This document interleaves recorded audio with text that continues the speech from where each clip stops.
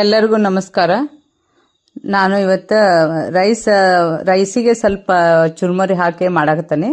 ಇದನ್ನ ಭಾಳ ಟೇಸ್ಟಾಗಿ ಆಗಿರ್ತೈತಿ. ಇದನ್ನ ನಮ್ಮಮ್ಮ ಮಾಡಿಕೊಡ್ತಿದ್ಲು. ಇದಕ್ಕೆ ಬೇಕಾಗೋದು ಈರುಳ್ಳಿ ತೊಗೊಂಡೈತಿ, ಟೊಮೆಟೊ ತೊಗೊಂಡೈತಿ, ಕೊತ್ತಂಬರಿ ಸೊಪ್ಪು, ಕರಿಬೇವು, ಮತ್ತು ಇದು ಚುರುಮರಿ ತೊಗೊಂಡೈತಿ, ಪುಟಾಣಿ, ಶೇಂಗಾ ಇವೆಲ್ಲ ಹಾಕೋದು, ಅಚ್ಚ ಖಾರದ ಪುಡಿ, ಮಸಾಲೆ ಖಾರ, ಉಪ್ಪು ರುಚಿಗೆ ತಕ್ಕಷ್ಟು, ಅರಿಶಿನ ಪುಡಿ, ಎಣ್ಣೆ ತೊಗೊಂಡೈತಿ, ಜೀರಿಗೆ ಸಾಸಿವೆ ತೊಗೊಂಡೈತಿ.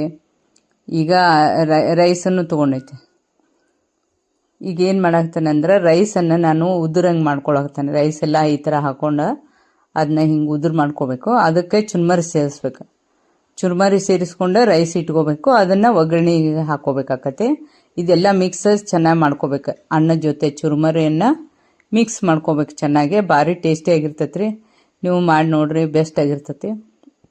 ಈಗ ಸಾಸಿವೆ ಒಗ್ಗರಣೆ ಹಾಕೊಳಕ್ತಾನೆ. ಇದಕ್ಕೆ ಸಾಸಿವೆ ಜೀರಿಗೆ ಎಲ್ಲ ಹಾಕಬೇಕು. ನಮ್ಮ ಚಾನಲಿಗೆ ಸಬ್ಸ್ಕ್ರೈಬ್ ಆಗ್ರಿ. ಯಾಕಂದ್ರೆ ನಿಮ್ಮ ಪ್ರೋತ್ಸಾಹವೇ ನಮಗೆ ಮುಂದೆ ಹೋಗೋಕ್ಕಾಗ್ತತಿ. ಈಗ ಕೊತ್ತಂಬರಿ ಸೊಪ್ಪು ಹಾಕಾಕತ್ತಾನೆ, ಕರಿಬೇವು ಹಾಕಾಕತ್ತಾನೆ, ಈರುಳ್ಳಿ ಹಾಕೇನಿ ಸ್ವಲ್ಪ. ನೀವು ಸಣ್ಣಗೆ ಹೆಚ್ಚಿ ಈರುಳ್ಳಿ ಹಾಕೋರಿ.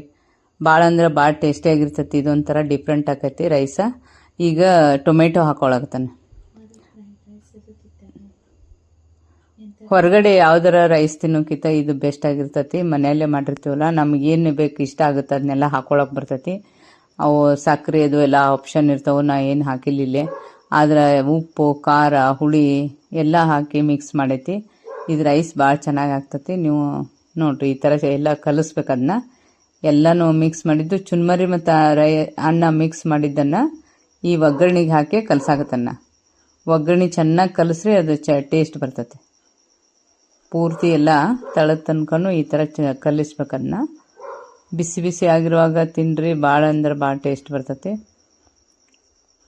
ಈಗ ನೋಡ್ರಿ, ಎಲ್ಲ ನಾನು ಇದು ರೈಸನ್ನು ಮಿಕ್ಸ್ ಮಾಡಿದ್ನಿ ಈಗ ಪೂರ. ಇದಕ್ಕೆ ಮತ್ತೆ ಏನಾದರೂ ಹಾಕೊಂಡು ಸೇವ್ಗೆ ಹಾಕೊಂಡು ತಿಂದ್ರಂತೂ ತೀರಾ ಟೇಸ್ಟ್ ಬರ್ತೈತಿ. ಈಗ ಲಿಂಬೆ ರಸ ಸ್ವಲ್ಪ ಹಾಕೊಳಕ್ತಾನೆ.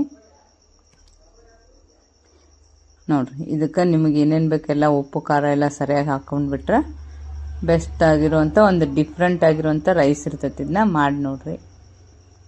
ಸಾಯಂಕಾಲ ತಿನ್ಬೋದು,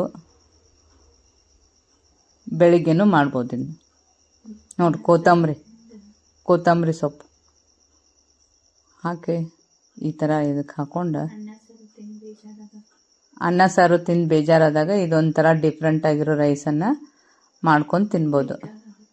ಕ್ವಿಕ್ಕೂ ಆಗುತ್ತಿದ್ದು, ಟೇಸ್ಟೂ ಆಗುತ್ತೆ, ಡಿಫ್ರೆಂಟು ಆಗುತ್ತೆ ಒಂದು ಸ್ವಲ್ಪ.